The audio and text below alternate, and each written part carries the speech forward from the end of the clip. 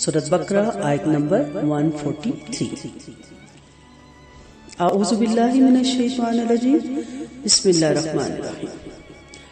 وَكَذَلِكَ جَعَلْنَاكُمْ أُمَّةً وَسَطًا لِتَكُونُوا شُهَدَاءَ عَلَى النَّاسِ وَيَكُونَ الرَّسُولُ عَلَيْكُمْ شَهِيدًا وَمَا جَعَلْنَا الْقِبْلَةَ الَّتِي كُنْتَ عَلَيْهَا إِلَّا لِنَعْلَمَ مَن يَتَّبِعُ الرَّسُولَ مِمَّن يَنقَلِبُ عَلَى عَقِبَيْهِ وَإِن كَانَتْ لَكَبِيرَةً إِلَّا عَلَى الَّذِينَ هَدَى اللَّهُ وَمَا كَانَ اللَّهُ لِيُضِيعَ إِيمَانَكُمْ إِنَّ اللَّهَ بِالنَّاسِ لَرَءُوفٌ رَحِيمٌ۔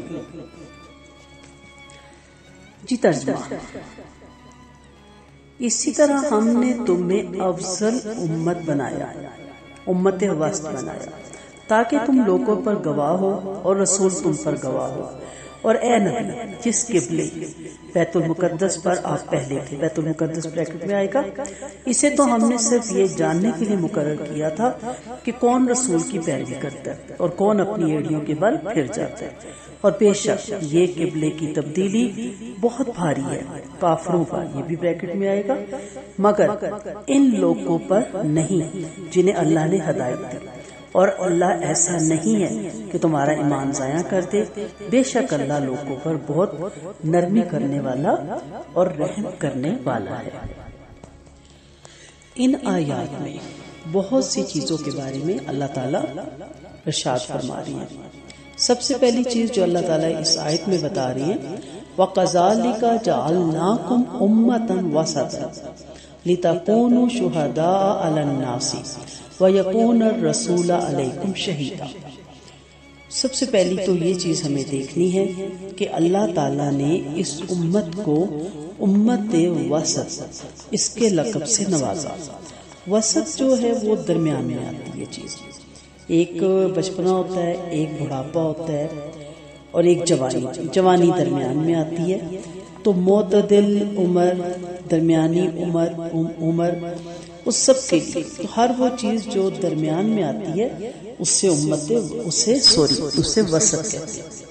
وسط کا لفظ یہاں بہترین اور اعلیٰ کے معنی میں بھی آتا ہے، جیسا کہ کہا جاتا ہے قریش نسب اور خاندان کے اعتبار سے تمام عربوں سے بہتر ہے۔ تو اگر آپ عربی دیکھیں تو اس میں آتا ہے قریش اوسط العرب نسبا ودارا یا ودارا۔ میری عربی اتنی اچھی نہیں ہے، سوری۔ رسول کریم صلی اللہ علیہ وسلم بھی اپنی قوم میں نسب کے اعتبار سے وسط یعنی سب سے بہترین، سب سے اشرف اور سب سے افضل ہے۔ اسی محاورے کے مطابق سب سے افضل نماز یعنی نماز عصر کو صلاۃ وسطیٰ کہا جاتا ہے، جیسے کہ صحیح حدیث میں سے ثابت ہے۔ جب اس امت کو اللہ تعالیٰ نے بہترین امت بنایا تو اسے سب سے مکمل شریعت، سب سے بہتر طریقہ اور سب سے واضح اور روشن مذہب عطا فرمایا۔ قرآن مجید میں ارشاد باری تعالیٰ ہے، سورۃ الحج میں آپ پڑھیں گے، اس اللہ نے تم کو برگزیدہ کیا اور تم پر دین کی کسی بات میں تنگی نہیں کی، اپنے باپ ابراہیم علیہ السلام کی ملت کی اتباع کرو، اسی نے پہلی کتابوں میں بھی تمہارا نام مسلمان رکھا تھا اور اس کتاب میں بھی وہی نام رکھا تاکہ پیغمبر تم پر شاہد ہوں اور تم لوگوں پر شاہد ہو جائے۔ پھر اس کا جو دوسرا آپ آیت کا پورشن دیکھ رہی ہیں امت وسطا کا، وَقَذَلِكَ جَعَلْنَاكُمْ أُمَّةً وَسَطًا، اس سے آگے آپ دیکھ لیں کہ یہ کیوں بنایا گیا۔ ٹھیک ہے، وسط کا ایک تو مطلب درمیان میں، اس میں آپ دیکھیں گے کہ اب کلام کو، اب اسلام کو لوگوں تک پہنچانا اس امت کا کام ہے۔ یہ درمیان میں یہی امت واسطہ بنے گی، وسیلہ بنے گی، کیونکہ پیغمبروں کا سلسلہ ختم ہو گیا۔ اور تیسری چیز اس میں آپ دیکھیں گے کہ یہاں بتایا جا رہا ہے لِتَكُونُوا شُهَدَاءَ عَلَى النَّاسِ وَيَكُونَ الرَّسُولُ عَلَيْكُمْ شَهِيدًا۔ اس سے بھی پتہ چلتا ہے کہ امت وسط کا کام کیا ہوگا، لوگوں تک اسلام کی تبلیغ کرنا۔ اس کے بارے میں حدیث سے ہمیں پتہ چلتا ہے کہ قیامت کے دن نوح علیہ السلام کو بلایا جائے گا اور ان سے کہا جائے گا کیا آپ نے دین پہنچا دیا تھا؟ وہ فرمائیں گے ہاں۔ تو پھر آپ کی قوم کو بلایا جائے گا، ان سے پوچھا جائے گا کیا تم کو نوح علیہ السلام نے دین پہنچا دیا تھا؟ تو وہ جواب دے گی کہ نہیں، ہمارے پاس کوئی ڈرانے والا نہیں آیا۔ یہ کہیں گے کہ ہمارے پاس تو کوئی نہیں آیا۔ تو نوح علیہ السلام سے کہا جائے گا کہ آپ کا کون گواہ ہے؟ آپ جواب دیں گے محمد صلی اللہ علیہ وسلم اور آپ کی امت میری گواہ ہے۔ آپ نے فرمایا اس آیت وَكَذَلِكَ جَعَلْنَاكُمْ أُمَّةً وَسَطًا سے اس طرف بھی اشارہ ہے۔ آپ نے فرمایا وسط کے معنی عدل کے ہے۔ فرمایا پھر تمہیں بلایا جائے گا اور تم گواہی دو گے کہ واقعی حضرت نوح علیہ السلام نے اللہ کے دین کو پہنچا دیا، اور فرمایا پھر تمہارے بارے میں گواہی دوں گا۔ اس حدیث کو امام بخاری، ترمذی، نسائی اور ابن ماجہ نے مختلف الفاظ میں مختلف طریقے کے ساتھ روایت کیا ہے۔ ایک اور حدیث میں بھی اس کے بارے میں بہت سی حدیثیں ملیں گی۔ ایک اور حدیث یہاں پہ آپ کو کوٹ کرتی ہوں، وَكَذَلِكَ جَعَلْنَاكُمْ أُمَّةً وَسَطًا لِتَكُونَ شُهَدَاءَ عَلَى النَّاسِ وَيَكُونَ الرَّسُولُ عَلَيْكُمْ شَهِيدًا۔ قیامت کے دن ایک نبی آئیں گے اور ان کے ساتھ صرف ایک آدمی ہوگا، وہ کسی کے ساتھ یا اور باقی کسی کے ساتھ دو ہوں گے یا دو سے زیادہ آدمی ہوں گے۔ پھر اس کی قوم کو بلایا جائے گا اور اس سے پوچھا جائے گا کیا اس نبی نے تم تک دین پہنچایا؟ وہ کہیں گے نہیں۔ اس نبی سے کہا جائے گا کہ آپ نے اپنی قوم کو دین پہنچا دیا تھا؟ وہ فرمائیں گے ہاں۔ اب اللہ سب جانتا ہے، جاننے کے باوجود یہ وہاں پہ ہوگا۔ ان سے پوچھا جائے گا کہ آپ کا گواہ کون ہے؟ وہ جواب دیں گے کہ میرے گواہ محمد صلی اللہ علیہ وسلم اور ان کی امت ہے۔ پھر حضرت محمد صلی اللہ علیہ وسلم اور آپ کی امت کو بلایا جائے گا، ان سے پوچھا جائے گا کیا انہوں نے اپنی قوم کو دین پہنچا دیا تھا؟ تو وہ جواب دیں گے ہاں پہنچا دیا تھا۔ ان سے پوچھا جائے گا کہ تمہیں اس بات کا کیسے علم ہوا؟ وہ جواب دیں گے ہمارے پاس جب ہمارے نبی صلی اللہ علیہ وسلم تشریف لائے تو آپ نے ہمیں یہ بتلایا کہ اللہ تعالیٰ کے تمام پیغمبروں نے اللہ کے دین کو پہنچا دیا تھا۔ اور شاید باری تعالیٰ ہے وَكَذَلِكَ جَعَلْنَاكُمْ أُمَّةً وَسَطًا، اور جیسے تمہیں ہدایت دی اسی طرح ہم نے تمہیں افضل امت بنایا، کہ یہی معنی ہے، اور وسط کے معنی عدل کے لیے، لِتَكُونُوا شُهَدَاءَ عَلَى النَّاسِ وَيَكُونَ الرَّسُولُ عَلَيْكُمْ شَهِيدًا، تاکہ تم لوگوں پر گواہ بنو اور پیغمبر نبی کریم صلی اللہ علیہ وسلم تم پر گواہ بنے۔ تو یہ ساری اس کی تفسیر ہوتی ہے امت وسطا کی۔ امام احمد رحمۃ اللہ علیہ نے ابو الاسود سے روایت کیا ہے کہ جب مدینہ میں آیا تو وہاں ایک مرض پھیلا ہوا تھا جس کی وجہ سے لوگ کثرت سے فوت ہو رہے تھے۔ میں حضرت عمر بن خطاب رضی اللہ عنہ کے پاس بیٹھا ہوا تھا، ایک جنازہ گزرا اور اس میت کی تعریف کی گئی تو حضرت عمر رضی اللہ عنہ نے فرمایا واجب ہوگی۔ پھر ایک اور جنازہ گزرا تو میت کے بارے میں اچھے خیالات کا اظہار کیا گیا تو پھر بھی آپ نے فرمایا واجب ہوگی۔ پھر ایک تیسرا جنازہ گزرا تو میت کے بارے میں پورے خیالات کا اظہار کیا تو آپ نے فرمایا واجب ہوگی۔ تو ابو الاسود نے پوچھا اے امیر المومنین کیا واجب ہوگی؟ آپ نے کہا کہ یہ بات میں نے اسی طرح کی جس طرح نبی کریم صلی اللہ علیہ وسلم نے فرمایا جس مسلمان کے بارے میں 4 آدمی خیر کی گواہی دیں گے تو اللہ تعالیٰ اسے جنت میں داخل فرما دیتا ہے۔ ہم نے عرض کیا کہ اگر گواہ 3 ہو تو فرمایا 3 کی گواہی سے بھی۔ پھر ہم نے عرض کیا کہ اگر گواہ 2 ہو تو آپ نے فرمایا کہ 2 کی گواہی سے بھی اسے اللہ تعالیٰ جنت میں داخل فرما دیتا ہے۔ پھر اس کے بعد ایک آدمی کی گواہی کے بارے میں ہم نے آپ صلی اللہ علیہ وسلم سے سوال نہیں پوچھا۔ اس حدیث کو لانے کا مقصد یہ ہے کہ اس امت کی گواہی قبول کی جائے گی، ایک تو امتوں کے بارے میں بھی اور دوسری چیز کیا ہے کہ ایک دوسرے کے بارے میں بھی گواہی قبول کی جائے گی۔ تو اس لیے انسان اچھے اعمال کرے، اچھے خیالات رکھے، اچھے درست عقائد رکھے اور دنیا میں نیکیاں کرے۔ اگر وہ کچھ کر کے مرے گا تو لوگ اچھے الفاظ میں یاد کریں گے، ورنہ ایز اے مسلمان پہنچ جائیں گے، جنازہ پڑھ دیں گے اور گھر آ جائیں گے، نہ گھر سے اس کے لیے دعائیں اٹھیں گی، نہ گھر سے اس کے بارے میں اچھے کلمات بولے جائیں گے، نہ اس کے جنازے کے پاس، نہ دفنانے کے وقت، اور بس کہہ لیں کہ ایک ایسے مسلمان ٹوٹل پورا کریں گے۔ لیکن جب ایک اچھا انسان مرتا ہے، وہ بااخلاق، با کردار، باعمل انسان، تو انسان گھر سے ہی پہلی خبر سنتے ہی اس کی تعریف کرنا شروع کر دیتا ہے کہ بہت اچھا انسان تھا اور آج ہم سے بچھڑ گیا، بہت اس کا جگرا تھا، بڑا حوصلے والا تھا، بڑا سخی تھا یا بڑا غنی تھا۔ اور گھر سے شروع ہوتی ہیں، یہ صلہ رحمی بہت کرتا تھا، بہت محبت سے پیش آتا تھا، درگزر کرتا تھا۔ یاد رکھیں جو باقی عبادات ہیں نا وہ آپ کے اپنے لیے ہیں، لیکن جو آپ کے اعمال ہیں نا، جو آپ کے رویے ہیں، آپ کا کردار، وہ دوسروں کے لیے جس کی تعریفیں ہوتی ہیں۔ تو تعریفیں شروع ہو جاتی ہیں، اور جب وہاں بیٹھ کے تعریف کی جاتی ہے تو فرشتے آمین کہتے ہیں، اور آپ صلی اللہ علیہ وسلم کی حدیث کے مطابق جنت واجب ہو جاتی ہے۔ اور یہی معاملہ جو ہے یہ کافر کے لیے بھی ہوتا ہے، یا منافق کے لیے، یا ایک اچھے انسان جو نہیں ہے اس کے لیے معاملہ ہوتا ہے کہ پھر ان کے اس کے لیے جہنم واجب ہو جاتی ہے۔ اللہ تعالیٰ ہمیں خیر کرنے کی، خیر پھیلانے کی توفیق عطا فرمائے۔ طویل قبلہ کی حکمت کیا ہے؟ اب یہ دیکھ لیتے ہیں، اسی آیت کا اگلا کوشچن ہے وَمَا جَعَلْنَا الْقِبْلَةَ الَّتِي كُنْتَ عَلَيْهَا إِلَّا لِنَعْلَمَ مَنْ يَتَّبِعُ الرَّسُولَ مِمَّنْ يَنْقَلِبُ عَلَىٰ عَقِبَيْهِ وَإِنْ كَانَ لَكَبِيرَةً إِلَّا عَلَى الَّذِينَ هَدَى اللَّهُ۔ اور جس قبلے پر آپ پہلے تھے اس کو ہم نے اس لیے مقرر کیا تھا کہ ہم معلوم کر لیں کہ کون ہمارے پیغمبر کا اتباع کرتا ہے۔ جیسے پچھلی آیت میں نے کہا تھا نا کہ جدھر اللہ کے ادھر مڑ جاؤ، نیکی بڑی یا چھوٹی، گناہ بڑا یا چھوٹا نہیں ہوتا، دیکھنا یہ پڑتا ہے کہ گناہ آپ نے کیا کس کا۔ اگر پیچھے دنیاوی معاملہ اگر ہم لیتے ہیں تو ماں باپ ہیں یا استاد ہے تو بہت بڑا گناہ ہے، وہی دوست کے ساتھ اگر ہو جائے اتنا بڑا نہیں، مثلا آپ مذاق میں دوست کو تھپڑ لگا دیتے ہیں تو کوئی اتنی بڑی بات نہیں ہوتی ہے، تو غلط بات، لیکن خدا نخواستہ آپ اپنے باپ کو تھپڑ نہیں لگا سکتے، اور اگر آپ لگا دیتے ہیں تو جنت آپ کے ہاتھ سے ہمیشہ کے لیے پھر نکل جاتی ہے۔ یہی معاملہ ہے کہ یہ نہیں دیکھا جاتا کہ گناہ بڑا ہے یا چھوٹا، دیکھنا یہ ہے کہ حکم کس کا۔ اگر آپ چھوٹے گناہ پہ اڑے ہوئے ہیں، اصرار کر رہے ہیں اور اس کو نہیں چھوڑے تو وہ کبیرہ ہی ہے، اور اگر آپ کبیرہ گناہ آپ انجانے میں کر رہے ہیں، آپ کو پتہ نہیں، اور اگر آپ کو سمجھ آ گئی اور آپ توبہ کر لیتے ہیں اور پلٹ آتے ہیں تو وہ صغیرہ بھی نہیں رہتا، وہ مٹا دیا جاتا ہے۔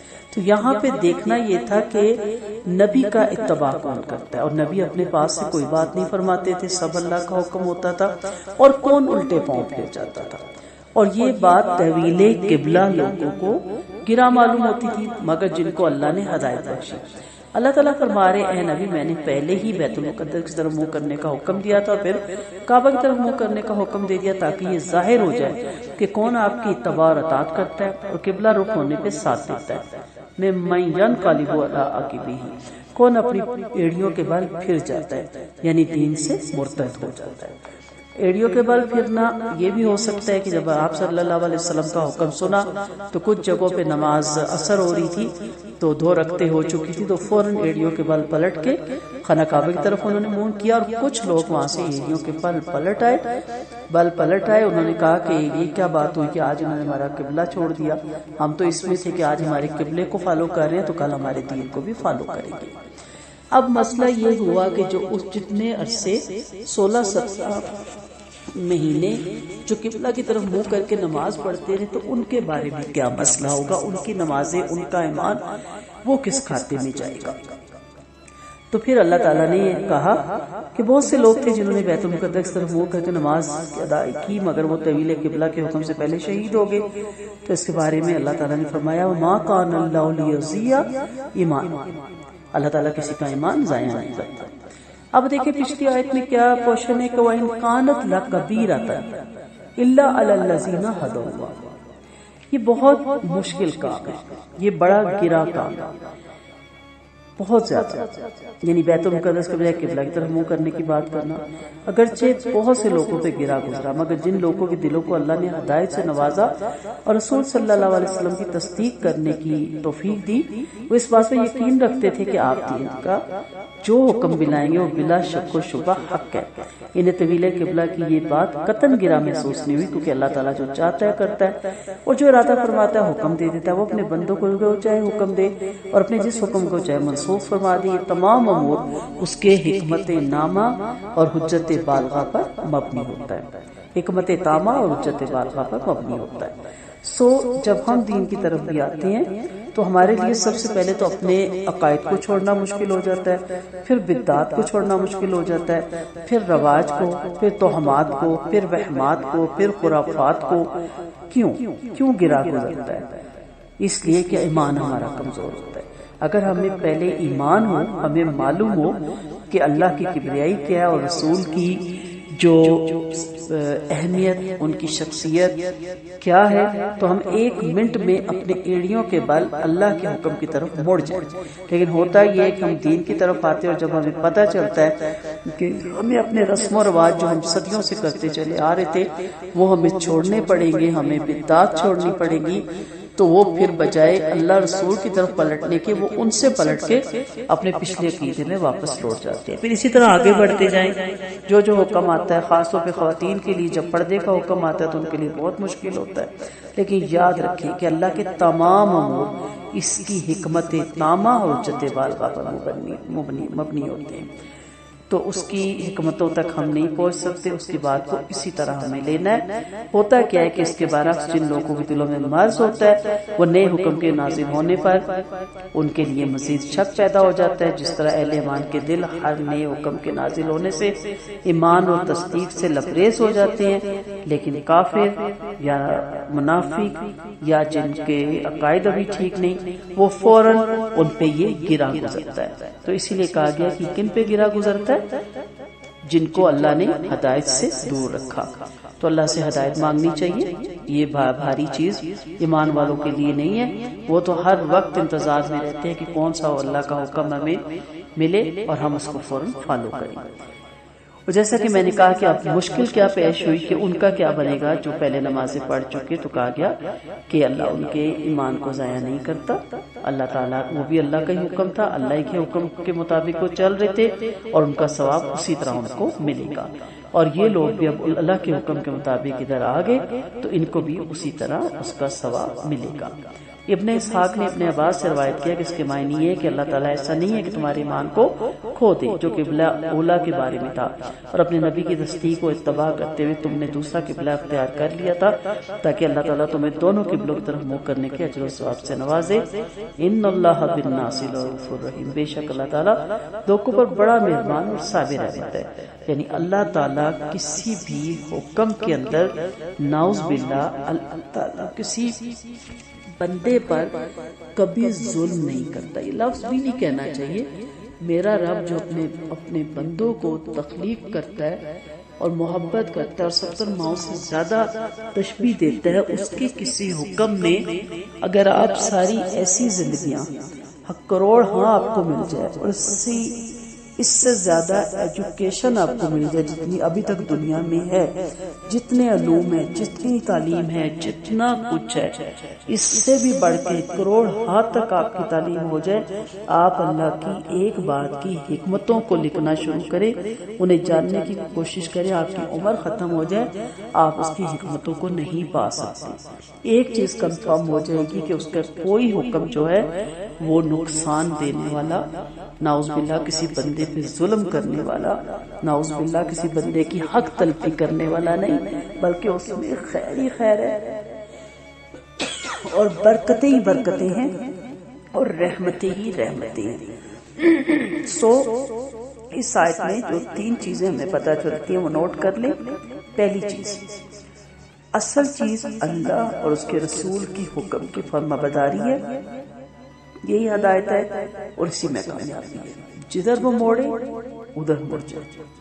نمبر 2، جن کو اللہ تعالیٰ کی ہدایت حاصل رہتی ہے ان پر اللہ کا حکم گرا اور شاق نہیں ہوتا، ان کے لیے بدعات، خرافات، توہمات، وہمات چھوڑنا مشکل نہیں ہوتا، وہ جو اللہ کا حکم سنتے ہیں، جو نبی کی حدیث پڑھتے ہیں، فوراً اس پر عمل کرتے ہیں۔ اور نمبر 3، اللہ تعالیٰ مسلمانوں پر نہایت شفیق اور مہربان ہے اور وہ کسی نیکی کو ضائع نہیں کرتے۔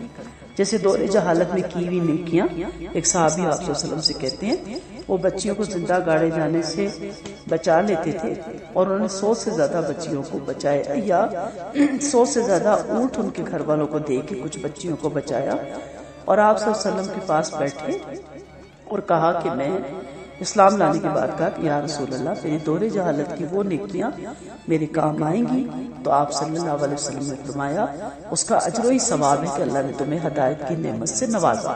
تو نیکیوں کے کام میں لگے رہا کریں۔ ابھی اگر ہمارے صحیح علم مکمل نہیں ہوا، مکمل تو کبھی نہیں ہونا، انسان سیکھتا ہی رہتا ہے، لیکن ابھی ہماری علم کم ہے، ابھی ہم سیکھ رہے ہیں، ابھی ہم صحیح طرح اس میں اپنی پرانے عقیدے سے بھی نہیں نکل پا رہے، نیکیاں کرتے رہا کریں. نیکیاں جو ہیں وہ اللہ کی رحمتوں کو کٹکھٹاتی ہیں، اور اللہ تعالیٰ ایسے لوگوں کو جلدی ہدایت دیتا ہے جو ذکر، اذکار، نوافل اس میں، عبادات میں اور تلاوت قرآن میں اور سوشل ورک میں اپنے آپ کو مصروف رکھتا ہے. اللہ تعالیٰ اس کو کھینچ کے گندگی سے باہر نکالتا ہے، چن لیتا ہے، اور اللہ تعالیٰ اس کو اپنی راہ پہ لے آتا ہے. اللہ تعالیٰ ہم سب کو توفیق دے ہدایت پہ چلنے کی، اور اللہ تعالیٰ ہمیں ہمارے دل میں اتنی وسعت پیدا کرے کہ اللہ کا کوئی حکم بھی ہم پہ گرا نہ گزرے. اللہ تعالیٰ ہمیں شیطان کی شر سے محفوظ رکھے. وآخر دعوانا ان الحمد للہ رب العالمین. سبحانک اللہم و بحمدک، نشہد ان لا الہ الا انت، نستغفرک و نتوب الیک. السلام علیکم.